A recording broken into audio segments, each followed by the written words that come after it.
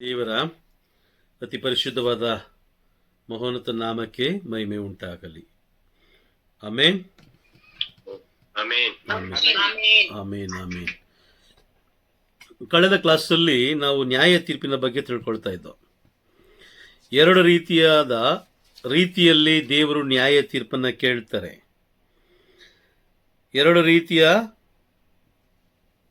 ಮೂರು ರೀತಿಯಲ್ಲಿ ಕೇಳ್ತಾರೆ. ನಾವು ಎರಡನೇದಾಗಿ ತಿಳ್ಕೊಳ್ತಾ ಇದ್ದೀವಿ.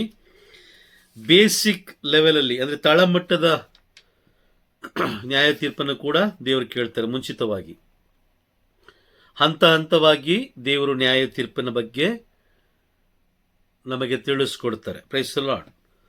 ತಳಮಟ್ಟದ ನ್ಯಾಯ ತೀರ್ಪನ್ನು ನಾವು ತಿಳ್ಕೊಂಡಿದ್ದೀವಿ.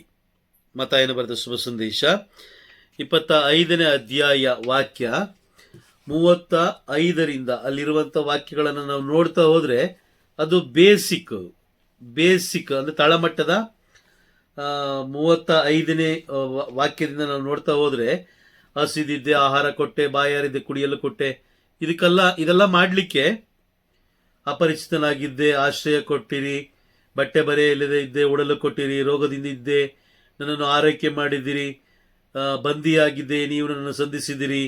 ಇದಕ್ಕೆಲ್ಲ ಏನು ವಿದ್ಯಾಭ್ಯಾಸ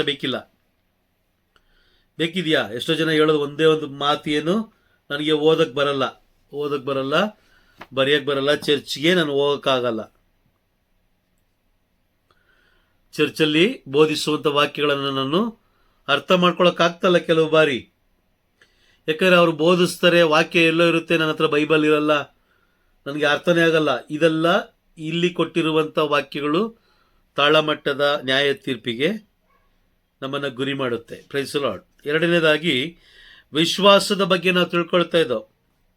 ಯೋಹಾನನ ಬರೆದ ಶುಭ ಸಂದೇಶ 20ನೇ ಅಧ್ಯಾಯ ವಾಕ್ಯ 29ರಲ್ಲಿ ಯೇಸು ಸ್ವಾಮಿ ಹೇಳ್ತಾರೆ, ಯಾರು ನಮ್ಮ ಇವರನ್ನು ನೋಡಿ ಹೇಳ್ತಾರೆ, ಯಾರನ್ನ ಕಾಣದೆ ನೀನು ನನ್ನನ್ನು ಕಂಡಿದ್ದರಿಂದ ನೀನು ವಿಶ್ವಾಸಪಟ್ಟೆ, ನನ್ನನ್ನು ಕಾಣದೆ ವಿಶ್ವಾಸಿಸುವವರು ಧನ್ಯರು ಅಂತ ಹೇಳ್ತಾರೆ. Praise the lord. ಕಾಣದೆ ವಿಶ್ವಾಸಿಸುವವರು ಧನ್ಯರು.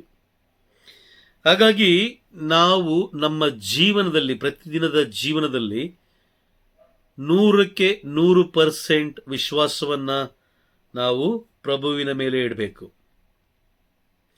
ಬರೀ ಬಾಯಿ ಮತ್ತಲ್ಲಿ ಹೇಳೋದಲ್ಲ, ನಾನು ಯೇಸುವನ್ನು ಪ್ರೀತಿಸ್ತೀನಿ, ಯೇಸು ಸ್ವಾಮಿಯನ್ನು ಪ್ರೀತಿಸ್ತೀನಿ ಅಂತ ಹೇಳ್ಕೊಂಡು ಸುಮ್ಮನೆ ಸುತ್ತಕೊಂಡಿರೋದಲ್ಲ. ಅದಕ್ಕೆ ಯೋಹಾನನ ಬರೆದ 1 ಯೋಹಾನದಲ್ಲಿ ಹೇಳ್ತಾರೆ, 1 ಯೋಹಾನದಲ್ಲಿ ನಾವು ಓದ್ತೀವಿ, ಸತ್ಕಾರ್ಯಗಳಿಲ್ಲದ ವಿಶ್ವಾಸ ಸತ್ತ ವಿಶ್ವಾಸ. ಅದು ಕಾರ್ಯರೂಪದಲ್ಲಿರಬೇಕು. ನೀನು ಪ್ರೀತಿಸುವುದೇ ಆಗಿದ್ದರೆ, ಪ್ರಭುವನ್ನು ನೀನು ಪ್ರೀತಿಸುವುದೇ ಆಗಿದ್ದರೆ ಅದು ಕಾರ್ಯರೂಪದಲ್ಲಿರಬೇಕು. Praise the Lord. ಕಾರ್ಯರೂಪದಲ್ಲಿ ಇಲ್ಲದೆ ಹೋದರೆ ಅದು ಸತ್ತ ವಿಶ್ವಾಸ. ಅರ್ಥ ಆಗ್ತಿದೆಯಾ? ಕೇಳಿಸ್ತಿದೆಯಾ ಕ್ಲೀನಾಗಿ? ಯಾಕೆ ಅಂತ ಹೇಳಿದ್ರೆ, ಪ್ರೀತಿಸೋದು, ನಾನು ಪ್ರೀತಿಸ್ತೀನಿ ಕೆಲವು ಜನ ಹೇಳ್ತಾರೆ ನೋಡಿ, ಸುಮ್ಮನೆ ಮನೇಲೇ ಕುತ್ಕೊಂಡು ಒಂದು ಜಾಗದಲ್ಲೇ ಕುತ್ಕೊಂಡು ಪ್ರೇಯರ್ ಮಾಡ್ತಾ ಇರ್ತಾರೆ. ಆಮೇಲೆ ಅವರು ಕುಟುಂಬದಲ್ಲಿರುವವರನ್ನು, ಅಕ್ಕಪಕ್ಕದವರನ್ನು ಅವ್ರೇನು ಮಾಡಲ್ಲ, ಪ್ರೀತಿ ಮಾಡಲ್ಲ. ಹಾಗಾಗಿ ಆ ರೀತಿಯಾದ ಕಾರ್ಯಗಳು ಸತ್ತ ಕಾರ್ಯಗಳಿಗೆ ಸಮಾನ. ಸತ್ಕಾರ್ಯಗಳಿಲ್ಲದ ವಿಶ್ವಾಸ ಸತ್ತ ವಿಶ್ವಾಸ ಅಂತ ಬೈಬಲ್ ನಮಗೆ ಸ್ಪಷ್ಟವಾಗಿ ಹೇಳ್ತಾ ಇದೆ. ನಾವು ಪ್ರಭುವನ್ನು ಪ್ರೀತಿಸ್ತಾ ಇದ್ದೀವಿ ಅಂತ ಹೇಳಿದ್ರೆ ಅದು ಕಾರ್ಯರೂಪದಲ್ಲಿರಬೇಕು. ಕಾರ್ಯರೂಪದಲ್ಲಿ ಇಲ್ಲದೆ ಹೋದರೆ ಅದು ಬಲವಾದ ವಿಶ್ವಾಸ ಅಲ್ಲ. Price the lord. ಓಕೆ, ಮೂರನೇದಾಗಿ ತಿಳ್ಕೊಳ್ತಾ ಹೋಗೋಣ, ಯಾವ ವಿಧದಲ್ಲಿ ನ್ಯಾಯ ತೀರ್ಪಾಗುತ್ತೆ. ಇದು ತುಂಬ ಮುಖ್ಯ. ಇದು ತುಂಬ ಮುಖ್ಯ. ಯಾವ ರೀತಿ ಅಂತ ಹೇಳಿದ್ರೆ, ಒಂದು ವಾಕ್ಯ ಓದೋಣ. ರೋಮನರಿಗೆ ಬರೆದ ಪತ್ರ 2ನೇ ಅಧ್ಯಾಯ ವಾಕ್ಯ 12. ರೋಮನರಿಗೆ ಬರೆದ ಪತ್ರ 2ನೇ ಅಧ್ಯಾಯ ವಾಕ್ಯ 12 ಓದೋಣ. ಮೋಶೆಯ ಧರ್ಮಶಾಸ್ತ್ರದ ಅರಿವಿಲ್ಲದೆ ಪಾಪ ಮಾಡುವವರು ಆ ಶಾಸ್ತ್ರದ ತೀರ್ಪಿಗೆ ಒಳಗಾಗದೆಯೇ ನಾಶವಾಗುತ್ತಾರೆ. ಆ ಧರ್ಮಶಾಸ್ತ್ರದ ಅರಿವಿದ್ದು ಪಾಪ ಮಾಡುವವರು ಆ ಶಾಸ್ತ್ರದ ತೀರ್ಪಿಗೆ ಗುರಿಯಾಗುತ್ತಾರೆ. Price the lord. ಮೋಶೆಯ ಗಮನ ಕೊಟ್ಟು ಕೇಳಿಸ್ಕೊಳ್ಳಿ. ಮೋಶೆಯ ಧರ್ಮಶಾಸ್ತ್ರದ ಅರಿವಿಲ್ಲದೆ ಪಾಪ ಮಾಡುವವರು ಆ ಧರ್ಮಶಾಸ್ತ್ರದ ತೀರ್ಪಿಗೆ ಒಳಗಾಗದೆಯೇ ನಾಶವಾಗುತ್ತಾರೆ. ಈಗ ಅನ್ಯ ಜನರಿಗೆ, ಯಾರಿಗೆ, ಬೇರೆ ವರ್ಗದವರಿಗೆ, ಬೇರೆ ಪಂಗಡದವರಿಗೆ ಮೋಶೆಯ ಧರ್ಮಶಾಸ್ತ್ರದ ಬಗ್ಗೆ ಅರಿವಿದೆಯಾ? ಅರಿವಿಲ್ಲ, ಅವ್ರಿಗೆ ಅರಿವಿಲ್ಲ. ಹಾಗಾಗಿ ನ್ಯಾಯ ತೀರ್ಪು ಅವರಿಗೆ ಮೋಶೆಯ ಧರ್ಮಶಾಸ್ತ್ರದ ಪ್ರಕಾರ ಆಗೋದಿಲ್ಲ. ಅಲ್ಲಿ ವಾಕ್ಯ ಹೇಳ್ತದೆ, ಒಳಗಾಗದೆಯೇ ಅವ್ರೇನಾಗ್ತಾರೆ? ಅವ್ರಿಗೆ ಗೊತ್ತಿಲ್ಲ, ಒಂದು ಮೋಶೆಯ ಧರ್ಮಶಾಸ್ತ್ರದ ಬಗ್ಗೆ ಗೊತ್ತಿಲ್ಲ. Praise the lord. ಎರಡನೇದಾಗಿ ಹೇಳ್ತಾರೆ ನೋಡಿ, ಆ ಧರ್ಮಶಾಸ್ತ್ರದ ಅರಿವಿದ್ದು ಪಾಪ ಮಾಡುವವರು ನ್ಯಾಯ ತೀರ್ಪಿಗೆ ಗುರಿಯಾಗ್ತಾರೆ. ವಾಕ್ಯ ಇದೆಯಾ ಅಲ್ಲಿ ನಿಮಗೆ ಸ್ಪಷ್ಟವಾಗಿ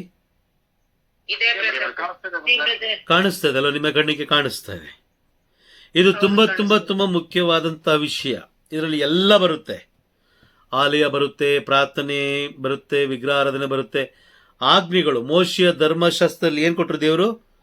10 ಕಟ್ಟಳೆಗಳನ್ನ ಕೊಟ್ಟರು. 10 ಕಟ್ಟಳೆಗಳನ್ನ ಯೇಸು ಸ್ವಾಮಿ ಕೊಟ್ರು. Praise the lord.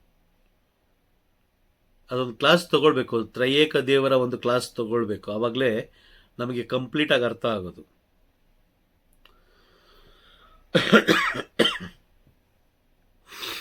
ಮೋಶೆಯ ಧರ್ಮಶಾಸ್ತ್ರ ಈಗ ಯಾರ ಕೈಯಲ್ಲಿದೆ? ನಮ್ಮ ಕೈಯಲ್ಲಿ ಇದೆಯಾ?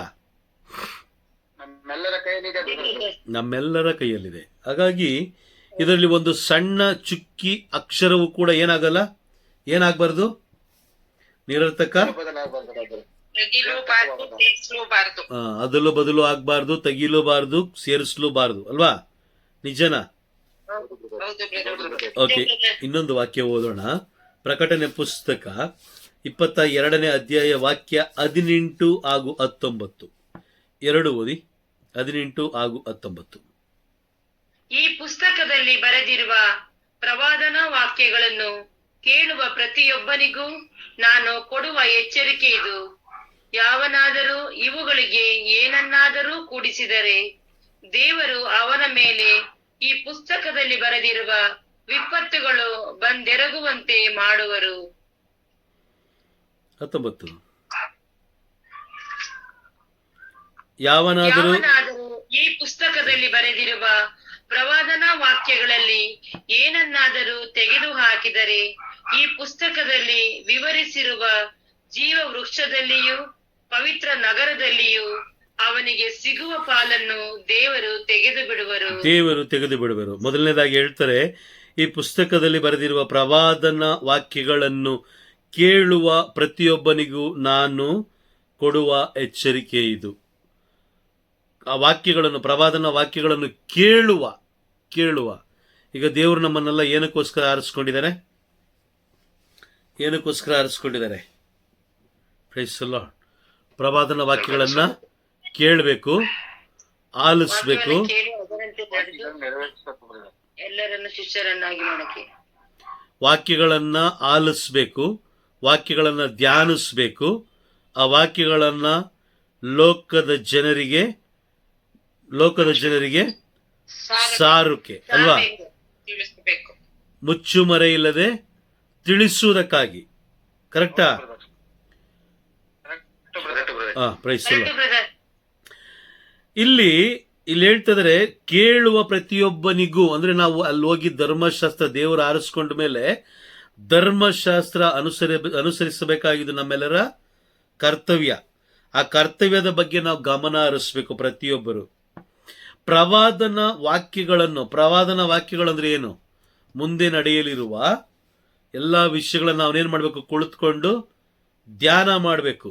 ಅದನ್ನ ಬಿಟ್ಟು ಈಗ ಏನ್ ಮಾಡ್ತಾ ಇದಾರೆ, ಗುಂಪು ಗುಂಪಾಗಿ ಸೇರ್ಕೊಳ್ತಾ ಇದ್ದಾರೆ, ಮಾನವ ನಿರ್ಮಿತ ಪ್ರಾರ್ಥನೆಗಳನ್ನ ಮಾಡ್ತಾ ಇದ್ದಾರೆ. ಅಂದ್ರೆ ಪರಲೋಕಕ್ಕೆ ವಿರುದ್ಧವಾದ ಪ್ರಾರ್ಥನೆ, ಅಂದ್ರೆ ಈ ಬೈಬಲ್ಗೆ ವಿರುದ್ಧವಾಗಿರುವಂತ ಪ್ರಾರ್ಥನೆಗಳನ್ನೇ ಮಾಡ್ತಾರೆ. ಅದ್ಯಾವುದು ಪರಲೋಕದಲ್ಲಿ ಏನಾಗಲ್ಲ ಅಂಗೀಕಾರ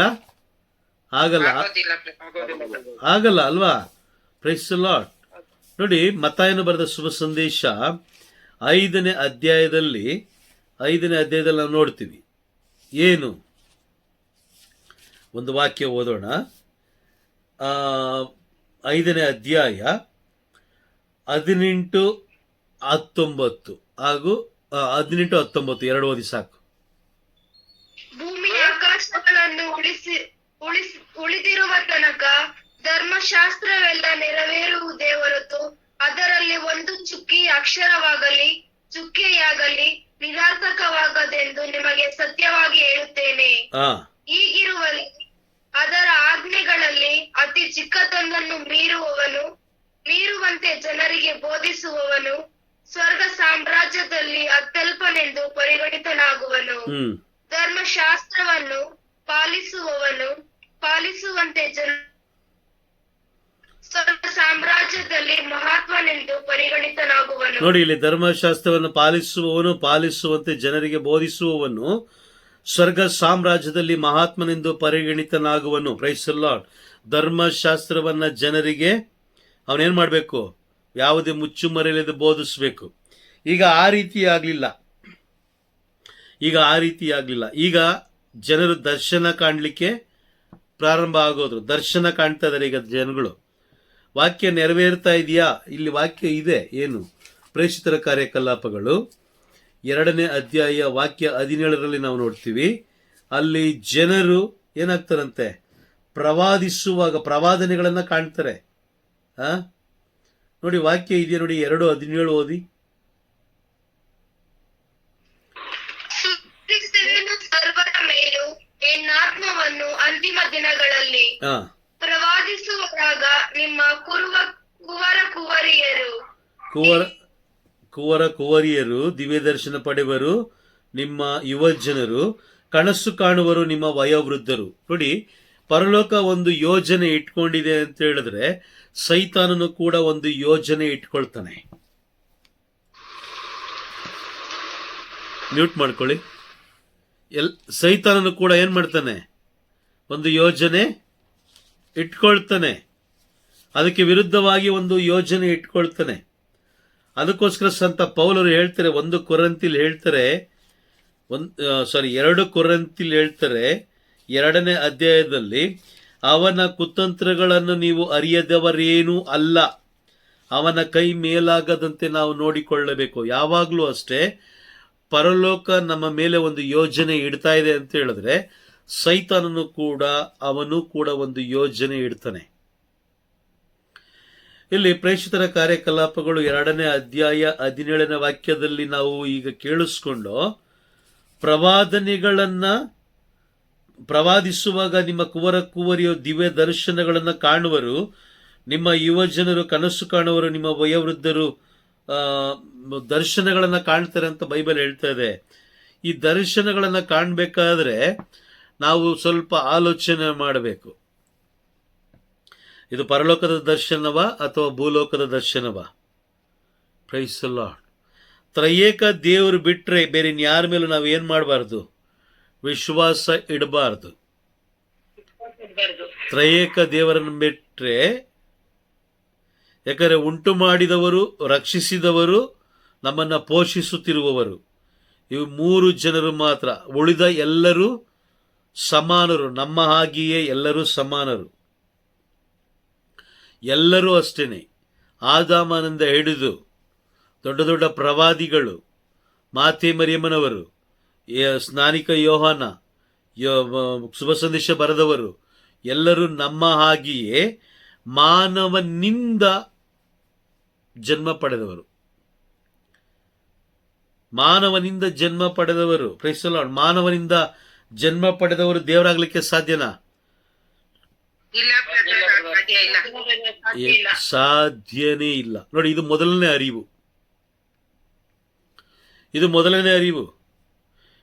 ಎರಡನೇ ಅರಿವು ನೋಡಿ, ನೀವೀಗ ಒಂದು ಸಣ್ಣ ಉದಾಹರಣೆ ಕೊಡ್ತೀನಿ. ನಿಮ್ಮ ಸಂಬಂಧಿಕರು ಯಾರಾದರೂ ತುಂಬ ಹತ್ತಿರದವರು ಮರಣ ಹೊಂದಿದ್ರು ಅಂತ ತಿಳ್ಕೊಳ್ಳಿ.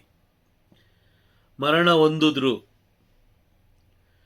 ಆ ಒಂದು ವಾರ ಅಥವಾ 2 ವಾರ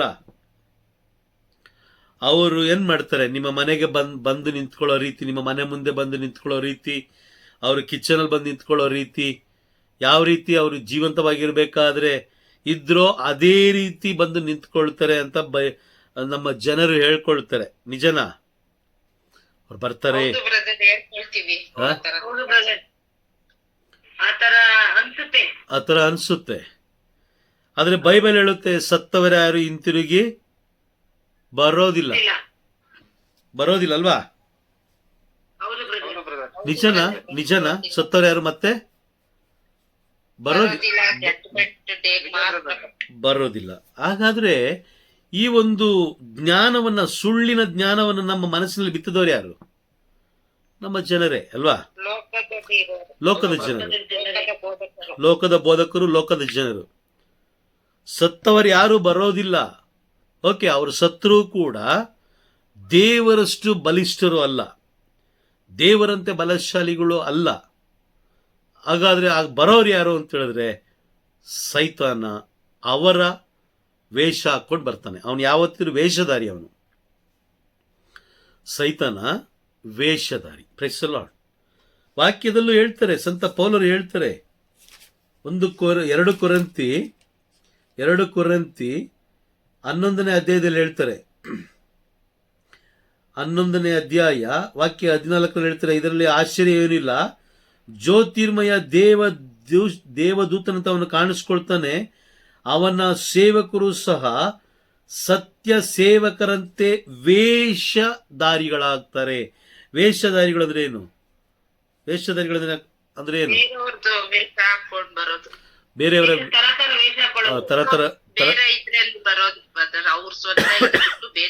ಬೇರೆಯವರು ಇದರಲ್ಲಿ ವೇಷ ಹಾಕೊಂಡು ಬರೋದು. ಅದೇ ತರನೇ ಈಗ ಈ ದಿನಗಳಲ್ಲಿ, ನ್ಯಾಯ ತೀರ್ಪಿಗೆ ಸಿದ್ಧತೆವಾಗುವ ದಿನಗಳಲ್ಲಿ ಅತಿ ಹೆಚ್ಚು ಸಮಯವನ್ನ ಸಂತರಿಗೆ, ವ್ಯಕ್ತಿಗಳಿಗೆ, ಮಾತೆ ಮರಿಯಮ್ಮನವರಿಗೆ ಕೊಡಬೇಕು ಅಂತ ಜನರು ಬೋಧಿಸ್ತಾ ಇದ್ದಾರೆ, ಜನರು ತಿಳಿಸ್ತಾ ಇದ್ದಾರೆ. ಈಗ ಈ 3 ವಿಷಯಗಳು, ಮನುಷ್ಯರಿಗೆ ನೀನು ಮನುಷ್ಯರ ಮುಂದೆ ಹೋಗಿ ನಿಂತ್ಕೋ, ನಂತರ ಸಂತರ ಮುಂದೆ ಹೋಗಿ ನಿಂತ್ಕೋ, ನಂತರ ಮಾತೆ ಮರಿಯಮ್ಮನವರ ಮುಂದೆ ಹೋಗಿ ನಿಂತ್ಕೋ ಅಂತ ಬೈಬಲಲ್ಲಿ ಎಲ್ಲೂ ಬರ್ದಿಲ್ಲ. ಬಟ್ ಆದ್ರೆ ಅವರೆಲ್ಲರೂ ಶ್ರೇಷ್ಠರು, ಅತಿ ಶ್ರೇಷ್ಠರು. ಬೈಬಲಲ್ಲಿ ಎಲ್ಲೂ ಬರ್ದಿಲ್ಲ. ಆ ಥರ ಇದ್ದಿದ್ದೀರ ಅವರು ಬರ್ದಿಡ್ತಾ ಇದ್ರು, ಪವಿತ್ರ ಆತ್ಮರು ಬರ್ದಿಡ್ತಾ ಇದ್ರು. ಹೌದಾ? Price the lord. ಓಕೆ, ಈಗ ಸಂತರುಗಳು ಕಾಣಿಸ್ಕೊಂಡ್ರು, ಮಾತೆ ಮರಿಯವರು ಕಾಣಿಸ್ಕೊಂಡ್ರು, ಇದೆಲ್ಲ ಎಲ್ಲಿಂದ ಬರ್ತಾ ಇದೆ? ಇದೆಲ್ಲ ಲೋಕದ ಬೋಧನೆಗಳು. ಬಹಳ ಎಚ್ಚರಿಕೆಯಾಗಿರಬೇಕು.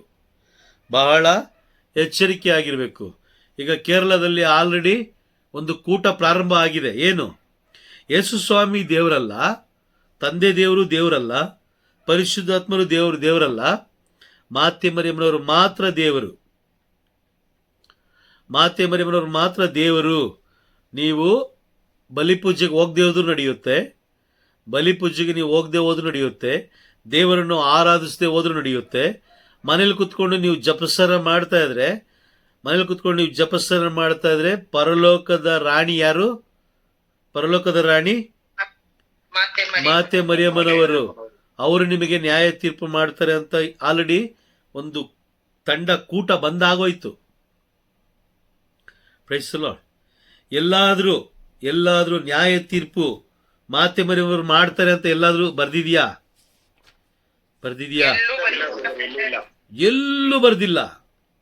ಆದ್ರೆ ಯೋಹಾನನು ಬರೆದ ಶುಭ ಸಂದೇಶ 5ನೇ ಅಧ್ಯಾಯದಲ್ಲಿ ನಾವು ಓದ್ತೀವಿ, ನ್ಯಾಯ ತೀರ್ಪನ್ನು ಕೊಡುವ ಅಧಿಕಾರ ಪುತ್ರನಿಗೆ ಕೊಟ್ಟಿದ್ದಾರೆ. ಪುತ್ರ ಅಂದ್ರೆ ಯಾರು? ಪ್ರಭು ಯೇಸು. ನೋಡಿ, ಈಗ ಈ ವಾಕ್ಯಕ್ಕೆ ವಿರುದ್ಧವಾಗಿ ಬೋಧಿಸುವವರು ಅವರು ಬೋಧಕರು, ಆದರೆ ಅವರು ಸೈತಾನನ ವೇಷಧಾರಿಗಳು. ಬಹಳ ಎಚ್ಚರಿಕೆಯಾಗಿರ್ಬೇಕು. ಸೈತಾನನ ವೇಷಧಾರಿಗಳಾಗಿರ್ತಾರೆ ಅವರು. ನಿಮಗೆ ಹೇಗೆ ಮರಳು ಮಾಡಬೇಕು ಅಂತ ಅವ್ರಿಗೆ ಚೆನ್ನಾಗಿ ಗೊತ್ತಿದೆ, ತುಂಬ ಟ್ರೈನಿಂಗ್ ತಗೊಂಡಿರ್ತಾರೆ. ಸೈತಾನ ಯಾವತ್ತೂ ಅಷ್ಟೇ ಅವನು ಮರಳು ಮಾಡುವಂಥವನು. ಅವನು ಮರಳು ಮಾಡಿ ನಂತರ ಅವನು ಅಲ್ಲಿ ಒಂದು ವಿಷದ ಬೀಜ ಬಿತ್ತದ ಮೇಲೆ ಅವನು ಓಡಿ ಹೋಗ್ತಾನೆ, ಆ ಸ್ಥಳವನ್ನು ಬಿಟ್ಟು ಓಡಿ ಹೋಗ್ತಾನೆ. ಹಾಗಾಗಿ ನಾವೆಲ್ಲರೂ ನ್ಯಾಯ ತೀರ್ಪಿಗೆ ಸಿದ್ಧತೆ ಮಾಡಿಕೊಳ್ಳುವಾಗ ಧರ್ಮಶಾಸ್ತ್ರದ ಬಗ್ಗೆ ಬಹಳ ಎಚ್ಚರಿಕೆಯಾಗಿರಬೇಕು. ಅದಕ್ಕೆ ಮತ್ತಾಯನು ಬರೆದ ಶುಭ ಸಂದೇಶ 5ನೇ ಅಧ್ಯಾಯ 19ನೇ ವಾಕ್ಯದಲ್ಲಿ ನಾವು ನೋಡಿದು, ಈ ರೀತಿ ಬೋಧಿಸುವವರು ಪರಲೋಕ ಸಾಮ್ರಾಜ್ಯಕ್ಕೆ ಅವರು ಬಾಧ್ಯಸ್ಥರು ಅಲ್ಲವೇ ಅಲ್ಲ, ಅತ್ಯಲ್ಪರಾಗಿರ್ತಾರೆ. ಅವರನ್ನು ಹಿಂಬಾಲಿಸ್ಕೊಂಡು ನೀವು ಹೋದಾಗ ನೀವು ಕೂಡ ಅತ್ಯಲ್ಪರಾಗಿ ಏನಾಗ್ತೀರಾ? Praise the Lord. ನಾವು ಕೂಡ ಅತ್ಯಲ್ಪರಾಗಿ ಹೋಗ್ತೀವಿ, ಪರಲೋಕ ಪ್ರವೇಶ ಮಾಡಲಿಕ್ಕೆ ಸಾಧ್ಯ ಇಲ್ಲ. ನಮ್ಮ ಗುರಿ, ನಮ್ಮ ಧ್ಯೇಯ ಯಾವುದ್ರ ಬಗ್ಗೆ ಇರಬೇಕು ಅಂತ ಹೇಳಿದ್ರೆ, ಸಂತ ಪೌಲರು ಹೇಳ್ತಾರೆ 1 ತಿಮೋತಿ 6ನೇ ಅಧ್ಯಾಯ 12ನೇ ವಾಕ್ಯದಲ್ಲಿ ಹೇಳ್ತಾರೆ, ನಿತ್ಯ ಜೀವನ ನೋಡಿ ಓಡ್ತಾ ಇರಬೇಕು, ನಿತ್ಯ ಜೀವಕ್ಕೆ ಓಡ್ತಾ ಇರಬೇಕು. ಕುಟುಂಬ, ಧರ್ಮ ಕೇಂದ್ರ, ಲೋಕ ಇದ್ಯಾವುದನ್ನು ನಾವು ಮೆಚ್ಚಕ್ಕೆ ಹೋಗ್ಬಾರ್ದು. ನಮ್ಮ ಗುರಿ ಹೇಗಿರಬೇಕು? ನಿತ್ಯ ಜೀವ. ನಾವು ನಮ್ಮ ಕುಟುಂಬ ಎಲ್ಲರೂ ನಿತ್ಯ ಜೀವದ ಕಡೆ ಓಡ್ತಾ ಇರಬೇಕು. Praise the lord. ಅರ್ಥ ಆಗ್ತಿದ್ಯಾ?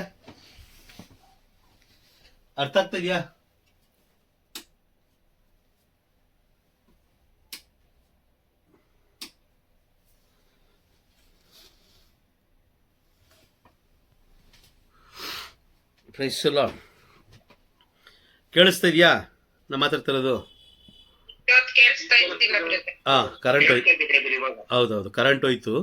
ಸೊ ಹಾಗಾಗಿ ಎನಿವೆ, ಈಗ ನಿತ್ಯ ಜೀವವನ್ನು ನೋಡಿ ನಾವು ಹೋಗ್ಬೇಕೆ ಹೊರತು ಲೋಕದಲ್ಲಿರುವವರು, ಅಂದರೆ ನಮ್ಮ ಕುಟುಂಬದಲ್ಲಿರುವವರು, ನಮ್ಮ ಧರ್ಮ ಕೇಂದ್ರದಲ್ಲಿರುವವರು, ನಮ್ಮ ಈ ಲೋಕದಲ್ಲಿರುವವರು, ಇವ್ರನ್ನ ಮೆಚ್ಚಕ್ಕೆ ನಾವು ಹೋಗ್ಬಾರ್ದು. ಸುಮಾರು ಕುಟುಂಬಗಳಲ್ಲಿ ನಾವು ನೋಡ್ತೀವಿ, ತಾಯಿಯಾದವಳು ಮಗಳನ್ನು ಮೆಚ್ಚಿಸ್ಲಿಕ್ಕೆ, ಇಂಪ್ರೆಸ್ ಮಾಡಲಿಕ್ಕೆ ಪ್ರಯತ್ನ ಪಡ್ತಾ ಇರ್ತಾಳೆ, ಮಗಳನ್ನು ಇಂಪ್ರೆಸ್ ಮಾಡಲಿಕ್ಕೆ. ಅದೇ ರೀತಿ ಮಗಳು ಕೂಡ ತಾಯಿಯನ್ನು ಇಂಪ್ರೆಸ್ ಮಾಡಲಿಕ್ಕೆ ಅಥವಾ ತಂದೆಯನ್ನು ಇಂಪ್ರೆಸ್ ಮಾಡಲಿಕ್ಕೆ, ಅದು ನಡಿಬಾರ್ದು, ಅದು ಆ ರೀತಿ ಇರಬಾರ್ದು. ನಾವು ಮೆಚ್ಚಿಸಬೇಕಾಗಿರೋದು, ಕೊಲೊಸ್ಸರಿಗೆ ಬರೆದ ಪತ್ರದಲ್ಲಿ ಸಂತ ಪೌಲರು ಹೇಳ್ತಾರೆ, ನೀವು ಏನೇ ಮಾಡಿದರೂ ದೇವರನ್ನ, ಪ್ರಭುವನ್ನ ಮೆಚ್ಚಿಸುವುದಕ್ಕಾಗಿ ಮಾಡಿ, ಮನುಷ್ಯರನ್ನು ಮೆಚ್ಚಿಸುವುದಕ್ಕಾಗಿ ಅಲ್ಲ. ವಾಕ್ಯ ಓದಿ 3ನೇ ಅಧ್ಯಾಯ, ಕೊಲೊಸ್ಸರಿಗೆ ಬರೆದ ಪತ್ರ 3ನೇ ಅಧ್ಯಾಯ 23 ಹಾಗೂ 24 2 ವಾಕ್ಯಗಳನ್ನು ಓದಿ. ನೀವು ಏನನ್ನು ಮಾಡಿದರೂ ಪೂರ್ಣ ಮನಸ್ಸಿನಿಂದ ಮಾಡಿ, ಮನುಷ್ಯರನ್ನು ಮೆಚ್ಚಿಸುವುದಕ್ಕಾಗಿ ಅಲ್ಲ, ಪ್ರಭುವನ್ನು ಮೆಚ್ಚಿಸುವುದಕ್ಕಾಗಿ ಮಾಡಿ. ಅದಕ್ಕೆ ಪ್ರತಿಫಲವಾಗಿ ಪ್ರಭುವಿನಿಂದ ನೀವು ಸ್ವರ್ಗೀಯ ಬಾಧ್ಯತೆಯನ್ನು ಪಡೆಯುವಿರೆಂದು ನಿಮಗೆ ತಿಳಿದೇ ಇದೆ. Praise the lord. ನೀವು ಏನೇ ಮಾಡಿದ್ರು ಈ ಲೋಕದಲ್ಲಿ ಅದಕ್ಕೆ ತಕ್ಕ ಪ್ರತಿಫಲ ಎಲ್ಲಿ ಸಿಗುತ್ತೆ? ಪರಲೋಕದಲ್ಲಿ ಸಿಗುತ್ತೆ. Praise the lord. ಪರಲೋಕದಲ್ಲಿ ಸಿಗುತ್ತೆ. ಅರ್ಥ ಆಗ್ತಾ ಇದೆಯಾ? 1 ಯೋಹಾನ 2ನೇ ಅಧ್ಯಾಯ 17ನೇ ವಾಕ್ಯದಲ್ಲಿ, 1 ಯೋಹಾನ 2ನೇ ಅಧ್ಯಾಯ 15ನೇ ವಾಕ್ಯದಲ್ಲಿ ಯೋಹಾನರು ನುಡಿತಾರೆ, ಲೋಕದ ವಸ್ತುಗಳಿಗೆ ನೀವೇನಾಗಬಾರದು? ಒಲಿಯಬಾರದು. ಓದಿಯ ವಾಕ್ಯ. ಲೌಕಿಕವಾದವುಗಳಿಗೂ ನೀವು ಒಲಿಯಬಾರದು. ಅಂದ್ರೆ ಏನು? ನಿಮ್ಮ ಮನಸ್ಸನ್ನ ಅಲ್ಲಿ ಕೇಂದ್ರೀಕೃತ ಇಡಬಾರ್ದು. ನೀವು ಅಲ್ಲಿ ಕೇಂದ್ರೀಕೃತವಾಗಿ ಇಡಬಾರ್ದು ಯಾವಾಗಲೂ ಅಷ್ಟೇ. ಅಯ್ಯೋ, ನೋಡಿದಿರಾ ಕೆಲವು ಕುಟುಂಬಗಳು ನೋಡಿದಿರಾ, ಅಯ್ಯೋ ನನ್ನ ಮಗಳೆಲ್ಲೋದ್ಲು, ಅಯ್ಯೋ ನಮ್ಮಮ್ಮ ಎಲ್ಲೋದ್ರು, ಏನು ಮಾಡಿದ್ರು, ಅವರೆಲ್ಲೋದ್ರು, ಇವರೆಲ್ಲೋದ್ರು, ನಮ್ಮ ಯಜಮಾನ್ರು ಏನು ಮಾಡ್ತಾ ಇದ್ದಾರೋ, ಹಂಗೆ ಹಿಂಗೆ. Praise the lord. ಇದೇ ಆಲೋಚನೆಯಲ್ಲಿ ಇರ್ತೀವಿ ನಾವು ಯಾವಾಗಲೂ. ಇದೇ ಆಲೋಚನೆಯಲ್ಲಿ ಇರ್ತೀವಿ. ಆಲೋಚನೆ ಇರೋದು ತಪ್ಪಲ್ಲ, ಆಲೋಚನೆ ಇಡೋದು ತಪ್ಪಲ್ಲ, ಪ್ರೀತಿ ಮಾಡೋದು ತಪ್ಪಲ್ಲ. ಹಾಗಾಗಿ ಪ್ರಭುವನ್ನ ಬಿಟ್ಟು ಅತ್ಯಧಿಕವಾಗಿ ಅತ್ಯಧಿಕವಾಗಿ ಲೋಕದವರಿಗೆ ನೀವು ಕೊಡೋದು ಅದು ತಪ್ಪು. Praise the lord. ಅರ್ಥ ಆಗ್ತಿದೆಯಾ ಈಗ? ಅರ್ಥ ಆಗ್ತಿದೆಯಾ? ಲೋಕದ ವ್ಯಕ್ತಿಗಳಿಗೆ ನಾವೇನ್ ಮಾಡಬಾರ್ದು? ಒಲಿಯಬಾರ್ದು. ನಮ್ಮ ಮನಸ್ಸನ್ನು ಅಲ್ಲಿ ಕೇಂದ್ರೀಕೃತವಾಗಿಡಬಾರ್ದು. ಹಾಗಾದ್ರೆ ನಮ್ಮ ಮನಸ್ಸು, ನಮ್ಮ ಇದು ಎಲ್ಲಿರಬೇಕು ಅಂತ ಹೇಳಿದ್ರೆ, ಯೆಹೋಶುವನಿಗೆ ಹೇಳ್ತಾರೆ, ಸರ್ವೇಶ್ವರ ಸ್ವಾಮಿ ಯೆಹೋಶುವನಿಗೆ ಹೇಳ್ತಾರೆ, 1ನೇ ಅಧ್ಯಾಯ, ಯೆಹೋಶುವ 1ನೇ ಅಧ್ಯಾಯದಲ್ಲಿ ಸರ್ವೇಶ್ವರ ಸ್ವಾಮಿ ಹೇಳ್ತಾರೆ, ನಿನ್ನ ಹೃದಯದಲ್ಲಿ ನಾಟಿರಲಿ, ನಿನ್ನ ಹೃದಯದಲ್ಲಿ ನಾಟಿರಲಿ. ಸದಾಕಾಲ ನೀನು ಏನ್ ಮಾಡ್ತಾ ಇರೋ, ಅದನ್ನ ನೀನು ಧ್ಯಾನ ಮಾಡ್ತಾ ಇರೋ, ಧ್ಯಾನ ಮಾಡ್ತಾ ಇರ್ಬೇಕಂತೆ, ಧ್ಯಾನ ಮಾಡ್ತಾ ಇರಬೇಕು. 1ನೇ ಅಧ್ಯಾಯ 7ರಿಂದ 9 ತನಕ ನಾವು ಓದಿದ್ರೆ ಅಲ್ಲಿ ಹೇಳ್ತಾರೆ, ನೀನು ಧ್ಯಾನ ಮಾಡ್ತಾ ಇರೋ. ನೀನು ಓದೋದು ಬೇಡ, ನಮ್ಗೆಲ್ಲ ಗೊತ್ತಿದೆ ಅಲ್ವಾ, ಪ್ರತಿದಿನ ನಾವು ಓದ್ತಾ ಇದೀವಿ. 8ನೇ ವಾಕ್ಯದಲ್ಲಿ ಹೇಳ್ತಾರೆ, ಧರ್ಮಶಾಸ್ತ್ರವು ಸದಾ ನಿನ್ನ ಬಾಯಲ್ಲಿರಲಿ, ಹಗಲಿರುಳು ಅದನ್ನು ಧ್ಯಾನಿಸು, ಬರೆದಿರುವುದೆಲ್ಲ ಕೈಗೊಂಡು ನಡಿ. ಏನಕ್ಕೆ ಧ್ಯಾನಿಸ್ಬೇಕು ಅಂತ ಹೇಳ್ತಾ ಇದಾರೆ ಅಂತ ಹೇಳಿದ್ರೆ, ಅಲ್ಲಿ ಸೈತಾನನ ಕಡೆಯವರು ಒಬ್ಬ ವೇಷ ಹಾಕೊಂಡು ಯಾಜಕನಾಗಿ ಅಥವಾ ಬೋಧಕನಾಗಿ ಅಥವಾ ನಿಮ್ಮ ಸ್ನೇಹಿತನಾಗಿ ಅವನೇನ್ ಮಾಡ್ತಾನೆ, ಬಂದು ಏನ್ ಮಾಡ್ತಾನೆ, ನಿಮ್ಮ ಆತ್ಮವನ್ನು ನಾಶ ಮಾಡ್ತಾನೆ. ಧರ್ಮಶಾಸ್ತ್ರದಿಂದ ಮೊದಲು ಬೇರ್ಪಡಿಸ್ತಾನೆ. ನಾನು ಪ್ರತಿ ಬಾರಿ ಹೇಳೋದು ಇದೇನೆ, ಯೇಸು ಸ್ವಾಮಿಯ ಮಕ್ಕಳಾಗ್ಲಿಕ್ಕೆ ನೀವು ಪ್ರಯತ್ನ ಪಡಬೇಕಾದ್ರೆ ಅವನೇನ್ ಮಾಡ್ತಾನೆ ಗೊತ್ತಾ? ಧರ್ಮಶಾಸ್ತ್ರದಿಂದ ನಿಮ್ಮನ್ನ ಬೇರ್ಪಡಿಸ್ತಾನೆ. ಯಾರು? ಸೈತಾನ. ಧರ್ಮಶಾಸ್ತ್ರದಿಂದ ಮೊದಲು ಅವನು ಬೇರ್ಪಡಿಸ್ತಾನೆ. ಅದೇ ಯೇಸು ಸ್ವಾಮಿಯ ಅದೆಲ್ಲವನ್ನ ಮೀರಿ ನೀವು ಏನಾದರೂ ಪ್ರಭುವಿನೊಂದಿಗೆ ನೀವು ಸಂಚರಿಸಿದ್ದೇ ಆದರೆ, ಪ್ರಭು ಏನ್ ಮಾಡ್ತಾರೆ ಗೊತ್ತಾಗ, ಅನೇಕ ವ್ಯಕ್ತಿಗಳನ್ನ ನಿಮ್ಮ ಜೀವನದಿಂದ ಹೊರ ತೆಗಿತಾರೆ.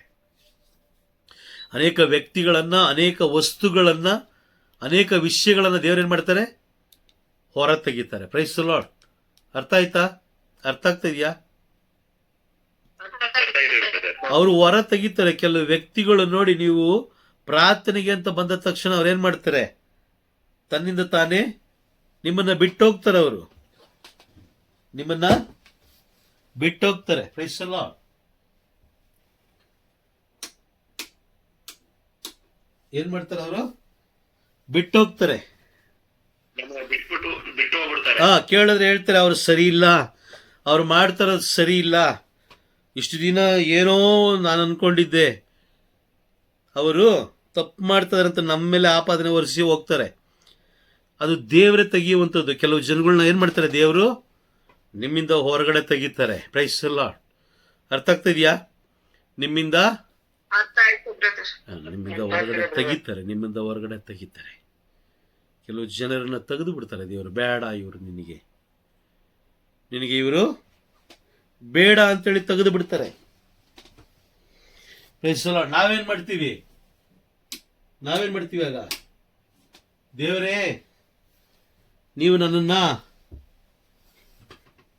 ನನಗೆ ಮೋಸ ಮಾಡ್ಬಿಟ್ರಿ ಹೇಳ್ತೀವ, ದೂಷಿಸ್ತೀವಿ, ಹೇಳ್ತೀವಿ. ಅಯ್ಯೋ ದೇವರೇ, ಎಷ್ಟು ನನ್ನ ಒಳ್ಳೆ ಸ್ನೇಹಿತ, ಅವನು ನನ್ನನ್ನು ಬಿಟ್ಟೋದ. ನಾವು ಯಾವಾಗ ಧರ್ಮಶಾಸ್ತ್ರ ದೂರ ಹೋಗ್ತೀವೋ ಅವಿವೇಕಿಗಳಾಗ್ತೀವಿ. ನಾನು ಪ್ರತಿ ಬಾರಿ ಹೇಳ್ತಾ ಇರ್ತೀನಿ, ನೀವು ಸಿನಿಮಾಗೆ ರೆಡಿಯಾಗಿ ಸೂಪರಾಗಿ ರೆಡಿ ಆಗ್ತೀರ, ಅದರಲ್ಲೇನು 1-2 ಮಾತಿಲ್ಲ. ಬೇರೆ ಬೇರೆ ದುಷ್ಟ ಕಾರ್ಯಗಳಿಗೆ ನೀವು ಸಿದ್ಧತೆ ಮಾಡ್ಕೊಳ್ಳಿ, ಆಟೋಮೆಟಿಕ್ ರೆಡಿ ಆಗ್ತೀರಾ. ಆದರೆ ಒಂದು ಬೈಬಲ್ ಕ್ಲಾಸ್ಗೆ ರೆಡಿಯಾಗಿ ನೋಡೋಣ, ಆಗಲ್ಲ. ಬಹಳ ಹೋರಾಟ ಅದು, ಬಹಳ ಹೋರಾಟ. ಯಾರು ಮಹತ್ವ ಕೊಡ್ತಾರೋ, ಯಾರು ದೇವರ ವಾಕ್ಯಕ್ಕೆ ಮಹತ್ವ ಕೊಡ್ತಾರೋ, ದೇವರು ಅವರೊಂದಿಗೆ ಮಾತನಾಡ್ತಾರೆ. ಅದೊಂದು ವಾಕ್ಯ ಮಾತ್ರ ಮನಸ್ಸಲ್ಲಿಟ್ಕೊಳ್ಳಿ. ದೇವರಿಗೆ ಯಾರು ಮಹತ್ವ ಹೆಚ್ಚು ಕೊಡ್ತಾರೋ, ಈಗ ಕೆಲವು ಜನ ನಾವು ನೋಡಿದ್ದೀವಿ, ಯಾರಾದರೂ ಮನೆಗೆ ಬಂದರೆ ಬೈಬಲ್ ಕ್ಲಾಸ್ ಮಿಸ್ ಆಗ್ತಾರೆ, ಪ್ರೇಯರ್ ಮಿಸ್ ಮಾಡ್ತಾರೆ. ಕರೆಕ್ಟಾ? ನಿಜನಾ? ಯಾರಾದರೂ ಒಬ್ರು ಸ್ನೇಹಿತರು ಬಂದರೆ ಏನು ಮಾಡ್ತಾರೆ, ಅವತ್ತು ಬೈಬಲ್ ಕ್ಲಾಸ್ ಹೋಯ್ತು. ಅಥವಾ ಸಣ್ಣ ಪುಟ್ಟ ಯಾವ್ದಾದ್ರು ಕೆಲಸ ಬಂದಾಗ ನಾವೇನು ಮಾಡ್ತೀವಿ, ಒಂದು 200 ರೂಪಾಯಿ ಬರುತ್ತೆ, ಅದು ವೇಸ್ಟ್ ಮಾಡೋಕ್ಕಾಗುತ್ತಾ? ಆ ಥರ ಲೋಕದ ಆಲೋಚನೆ. ಯೆಶಾಯ ಪ್ರವಾದಿ ಗ್ರಂಥ 54ನೇ ಅಧ್ಯಾಯದಲ್ಲಿ ಯೇಸು ಸ್ವಾಮಿ ಪರಲೋಕದ ಆಭರಣಗಳಿಂದ ನಮ್ಮನ್ನು ತುಂಬಲಿಕ್ಕೆ ಅವರು ಪ್ರಯತ್ನ ಪಡ್ತಾರೆ. ನಾವು ಲೋಕದ ಆಭರಣಗಳಿಗೆ, ಲೋಕದ ವಸ್ತುಗಳಿಗೆ ನಾವು ಮಾರೋಗಿರ್ತೀವಿ. ಇಷ್ಟೇ ವ್ಯತ್ಯಾಸ. ಬಹಳ ಎಚ್ಚರಿಕೆಯಾಗಿರಬೇಕು ಧರ್ಮಶಾಸ್ತ್ರದ ವಿಷಯದಲ್ಲಿ. ಯಾಕೆ ಅಂತ ಹೇಳಿದ್ರೆ ಬೈಬಲ್ ಸ್ಪಷ್ಟವಾಗಿ ಮುಂಚಿತವಾಗಿಯೇ ಪ್ರವಾದನೆಯಾಗಿ ತಿಳಿಸ್ಕೊಟ್ಟಿದೆ. ಮೋಶೆಯ ಧರ್ಮಶಾಸ್ತ್ರದ ಅರಿವಿಲ್ಲದೆ ಪಾಪ ಮಾಡುವವರು ಅದರ ಅಲ್ಲಿರುವಂತಹ ಧರ್ಮಶಾಸ್ತ್ರದಲ್ಲಿರುವಂತಹ ನೀತಿ ನಿಯಮಗಳಿಗೆ ಅದಕ್ಕೆ ಇದಾಗದೆ ಏನಾಗದೆ ಒಂದು ನಿಮಿಷ ಒಳಗಾಗದೆ ಅವ್ರೇನಾಗ್ತಾರೆ? ನಾಶ ಆಗ್ತಾರೆ. ಆದರೂ ಕೂಡ ದೇವ್ರೇನ್ ಮಾಡ್ತಾರೆ? ಅಂಥವ್ರಿಗೆ ಬೇಸಿಕ್ ಲೆವೆಲಲ್ಲಿ, ತಳಮಟ್ಟದಲ್ಲಿ ಏನು ಕೇಳ್ತಾರೆ? ನ್ಯಾಯ ತೀರ್ಪು ಕೇಳ್ತಾರೆ. ಹಸಿದವರಿಗೆ ಊಟ ಕೊಟ್ರ, ಬಟ್ಟೆ ಕೊಟ್ರ, ಇದೆಲ್ಲ ಎಲ್ಲಿಂದ ಬರುತ್ತೆ? ಆಜ್ಞೆಗಳು ಇವೆಲ್ಲ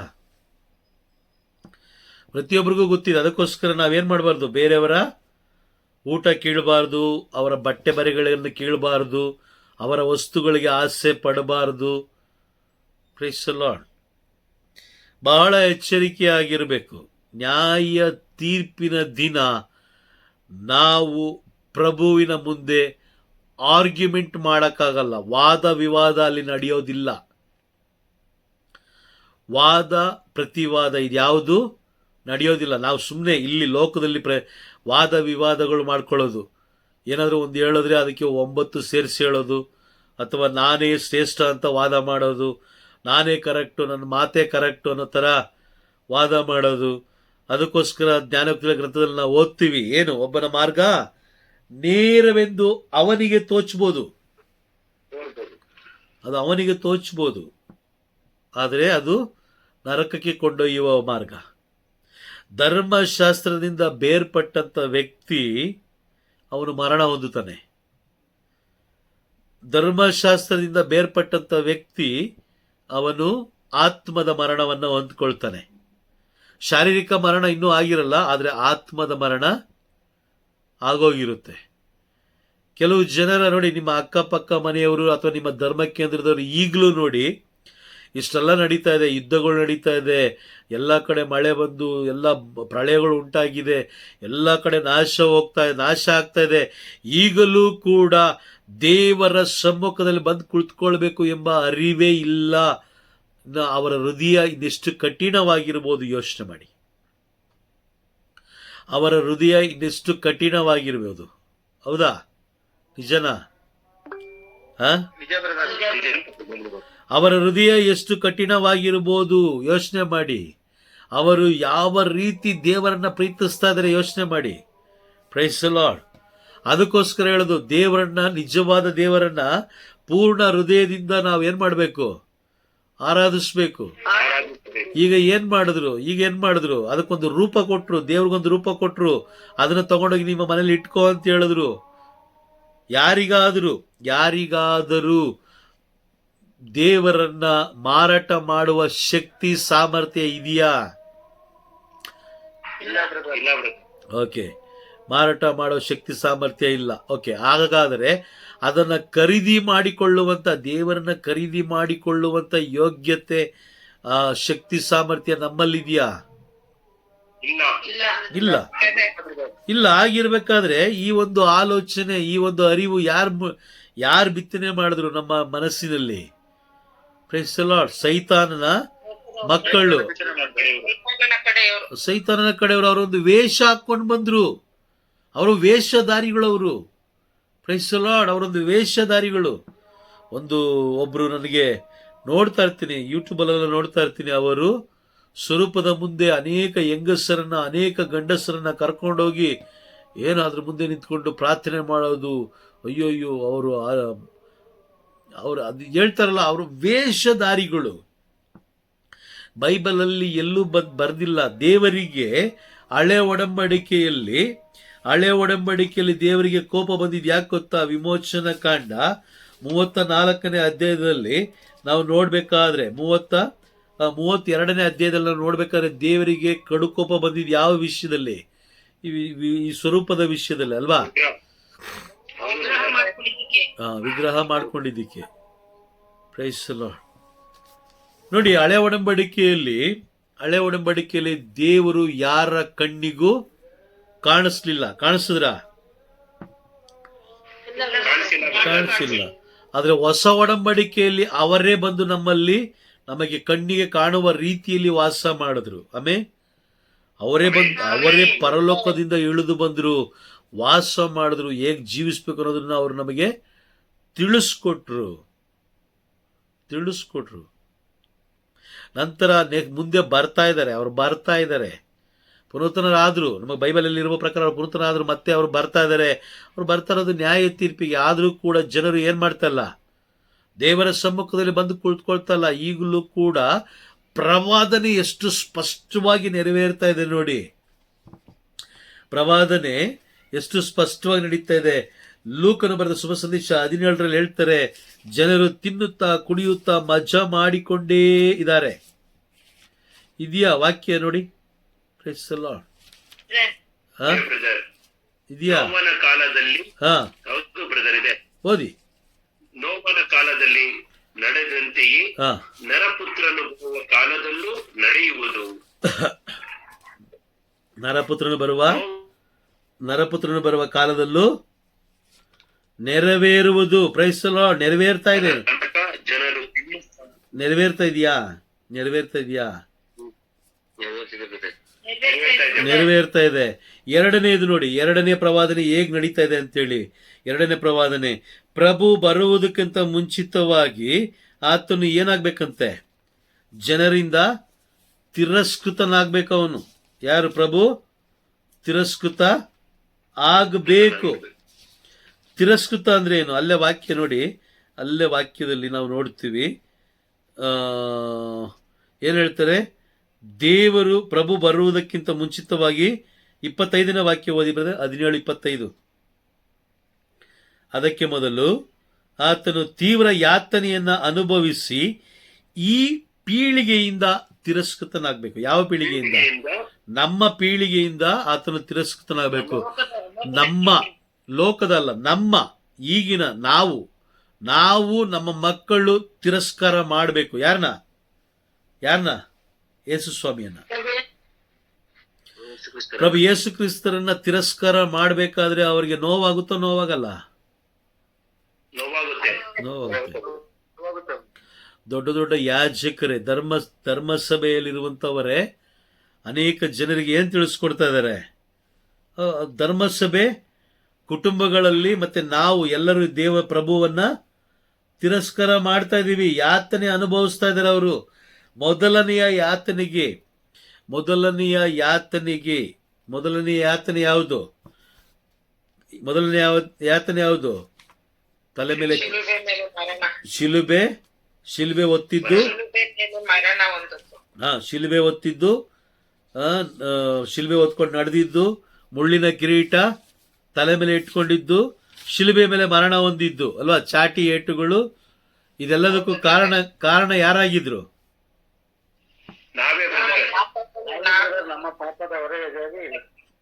ನಮ್ಮ ಪಿತೃಗಳಾಗಿದ್ರು. ನಾವೇ ಅಲ್ಲ, ನಮ್ಮ ಪಿತೃಗಳಾಗಿದ್ರು. ಮೊದಲನೆಯ ಬರುವಿಕೆಯಲ್ಲಿ ಅಂದ್ರೆ ಮೊದಲನೇ ಬಾರಿ ನಮ್ಮ ಪಿತೃಗಳು ಅವರನ್ನ ಏನ್ ಮಾಡಿದ್ರು? ತಿರಸ್ಕೃತ ಮಾಡಿದ್ರು, ಅವಮಾನ ಪಡಿಸಿದ್ರು, ಶಿಲುಬೆಗೆ ಏರಿಸಿದ್ರು. ಕರೆಕ್ಟಾ? ಈಗ ಇನ್ನೊಂದು ವಾಕ್ಯ ಓದೋಣ. ಇಬ್ರಿಯರಿಗೆ ಬರೆದ ಪತ್ರ 6ನೇ ಅಧ್ಯಾಯ 4ನೇ ವಾಕ್ಯ ಓದಿ. 4, 5, 6 3 ವಾಕ್ಯಗಳು ಓದಿ.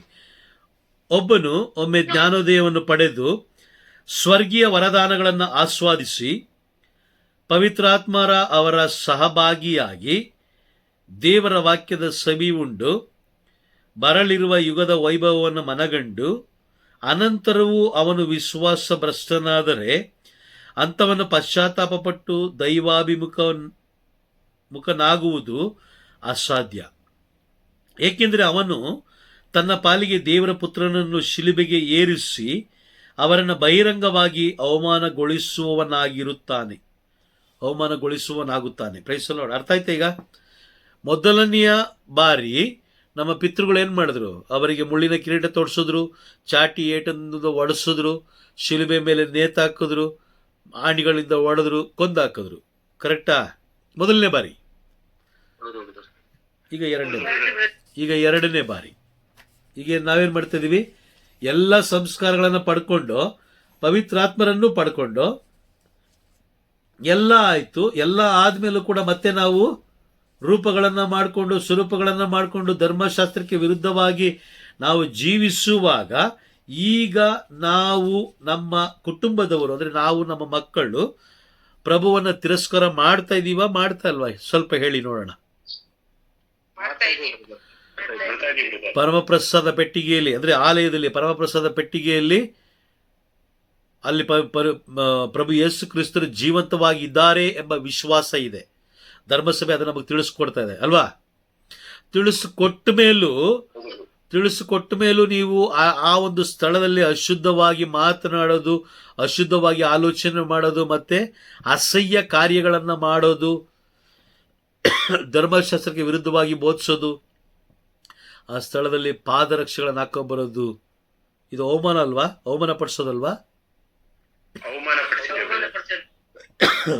ಓಕೆ. ಬಲಿಪೀಠದಲ್ಲಿ ಬಲಿ ಅರ್ಪಣೆ ಆಗುತ್ತೆ ಅಲ್ವಾ? ಬಲಿ ಅರ್ಪಣೆ ಆಗುತ್ತೆ. ಅಲ್ಲಿ ದ್ರಾಕ್ಷರಸ ಮತ್ತೆ ರೊಟ್ಟಿ, ಮಾಂಸ ಶರೀರವಾಗಿಯೂ ರಕ್ತವಾಗಿಯೂ ಮಾರ್ಪಾಡಾಗುತ್ತೆ ಅಲ್ವಾ? ಹೌದಾ? ಆ ಒಂದು ಏನು ಹೇಳ್ತೀರ, ಅಷ್ಟು ದೊಡ್ಡ ಘಟನೆ ನಡೆಯುವಂಥ ಸ್ಥಳದಲ್ಲಿ ನೀನು ಪಾದರಕ್ಷೆ ಹಾಕ್ಕೊಂಡು ನೀನು ಹೋಗ್ತೀಯ ಅಂತ ಹೇಳಿದ್ರೆ, ಮುಖ್ಯವಾಗಿ ಧರ್ಮಶಾಸ್ತ್ರವನ್ನು ನೀನು ಕೈಯಲ್ಲಿ ಹಿಡಿಬೇಕಾದ್ರೆ ಪಾದರಕ್ಷೆ ಇರಬಾರ್ದು. ಆ್ಯಕ್ಚುಲಿ ಬೈಬಲ್ ಪ್ರಕಾರ ಇರಬಾರ್ದು. ಯಾಕೆಂತ ಹೇಳಿದ್ರೆ ಬೈಬಲ್ ಅನ್ನೋದು ಲೋಕದ ಪುಸ್ತಕ ಅಲ್ಲ, ಅದು ಪರಲೋಕದ ಪುಸ್ತಕ. ಪ್ರಭುವಿನ ನುಡಿಗಳು ಅದು ಇರೋದು, ಅದರಲ್ಲಿರುವುದು ಎಲ್ಲ ಜೀವವುಳ್ಳ ವಾಕ್ಯಗಳು.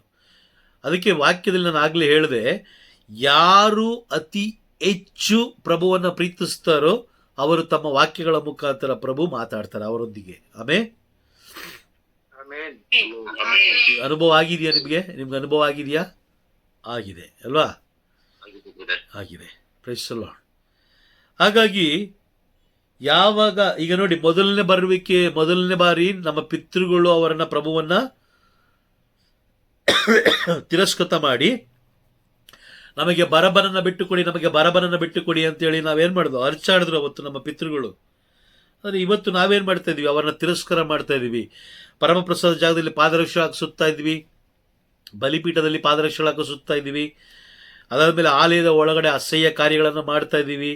ಅಸಹ್ಯ ನಡತೆ, ಅಸಹ್ಯ ವರ್ತನೆ, ಅಸಹ್ಯ ಕಾರ್ಯಗಳು, ಅಸಹ್ಯ ನುಡಿಗಳು, ಅಸಹ್ಯ ನೋಟಗಳು, ಇದೆಲ್ಲ ಯಾರನ್ನ ತಿರಸ್ಕಾರ ಮಾಡ್ತಾ ಇದೆ? ಯಾರನ್ನ? ಪ್ರಭುವನ್ನು ನಾವು ತಿರಸ್ಕಾರ ಮಾಡ್ತೇವೆ. ನೋಡಿ, ಪ್ರವಾದನೆ ಎಷ್ಟು ಸ್ಪಷ್ಟವಾಗಿ ನಡೀತಾ ಇದೆ ಅಂತ. ಏಕೆ ಅಂತ ಹೇಳಿದ್ರೆ, ಇಬ್ರಿಯರಿಗೆ ಬರೆದ ಪತ್ರ 12ನೇ ಅಧ್ಯಾಯ ವಾಕ್ಯ 14ರಲ್ಲಿ ನಾವು ನೋಡ್ತೀವಿ, ಪರಿಶುದ್ಧತೆ ಇಲ್ಲದೆ ಯಾರು ದೇವರನ್ನು ಕಾಣಲು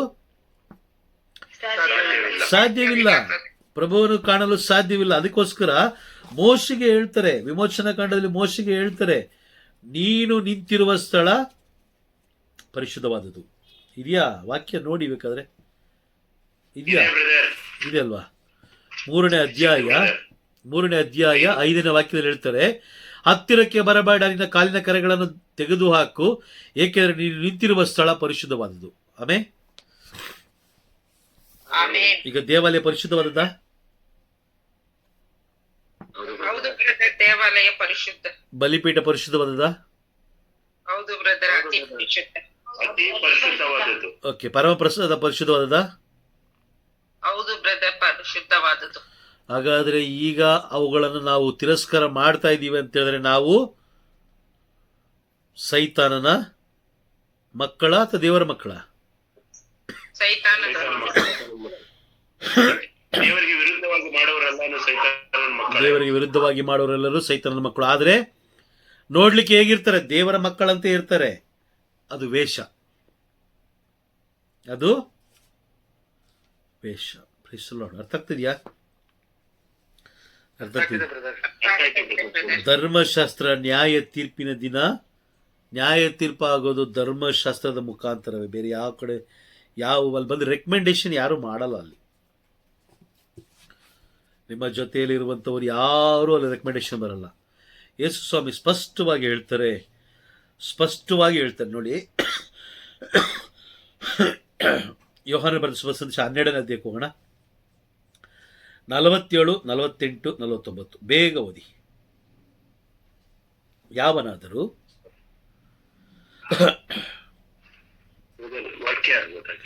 ಯಾವನಾದರೂ ನನ್ನ ಮಾತನ್ನು ಕೇಳಿಯೂ ಅದರಂತೆ ನಡೆಯದೆ ಹೋದರೆ ಅಂಥವನಿಗೆ ತೀರ್ಪು ಕೊಡುವವನು ನಾನಲ್ಲ. ನಾನು ಬಂದದ್ದು ಲೋಕದ ಉದ್ಧಾರಕ್ಕಾಗಿ, ತೀರ್ಪು ಕೊಡುವುದಕ್ಕಾಗಿ ಅಲ್ಲ.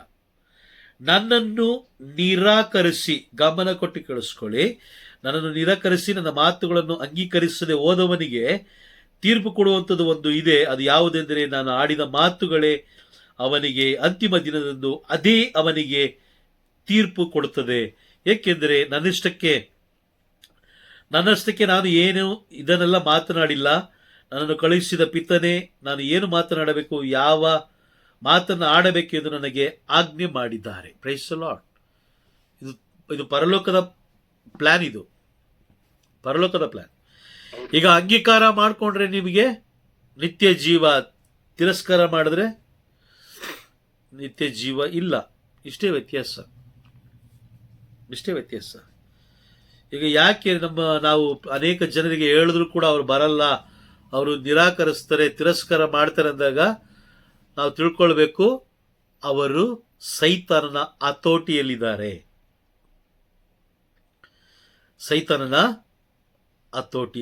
Price the lord. ಅರ್ಥ ಆಗ್ತಿದ್ಯಾ? ಹಾಗಾದ್ರೆ ಯಾರೇ ನಿಮಗೆ ಬೋಧಿಸ್ಲಿ, ಯಾರೇ ನಿಮಗೆ ತಿಳಿಸ್ಕೊಳ್ಳಿ, ಮೊದಲು ಬೈಬಲಲ್ಲಿ ಇದೆಯಾ? ಮೊದಲು ಪರಿಶೋಧಿಸಿ ನೋಡಿ. Praise the lord. ಇಲ್ಲಾದ್ರೆ ನಿಮ್ಮ ಆತ್ಮವನ್ನು ನೀವು ಕಳ್ಕೊಳ್ತೀರಾ. ಎಷ್ಟೇ ದೊಡ್ಡ ಬೋಧಕರಾಗಿರಲಿ, ಅದ್ರ ಬಗ್ಗೆ ನೀವು ಚಿಂತೆ ಇಲ್ಲ. ಯಾವ ದೊಡ್ಡ ಬೋಧಕರಿಂದ ನೀವು ಪರಲೋಕಕ್ಕೆ ಹೋಗೋಕ್ಕೆ ಸಾಧ್ಯವಿಲ್ಲ. ಅಲ್ಲಿ ರೆಕಮೆಂಡೇಶನ್ ನಡೆಯೋದಿಲ್ಲ. ಆದರೆ ಧರ್ಮಶಾಸ್ತ್ರದ ಮುಖಾಂತರ ನೀವು ದೇವರ ರಾಜ್ಯ ಸೇರ್ಬೋದು. ಆಮೇಲೆ ದೇವರ ರಾಜ್ಯವನ್ನು ಸೇರ್ಲಿಕ್ಕೆ ಒಂದೇ ಒಂದು ಮಾರ್ಗ, ಅದೇ ಪ್ರಭು ಯೇಸು. ಆಮೇನ್. ಅರ್ಥ ಆಗ್ತಿದ್ಯಾ? Okay, fine. ನಾವು ಕ್ಲಾಸ್ ಮುಗಿಸೋಣ. ದೇವರ ಅತಿ ಪರಿಶುದ್ಧವಾದ ನಾಮಕ್ಕೆ, ಯೇಸು ಎಂಬ ನಾಮಕ್ಕೆ ಮಹಿಮೆ ಉಂಟಾಗಲಿ. ಆಮೇನ್.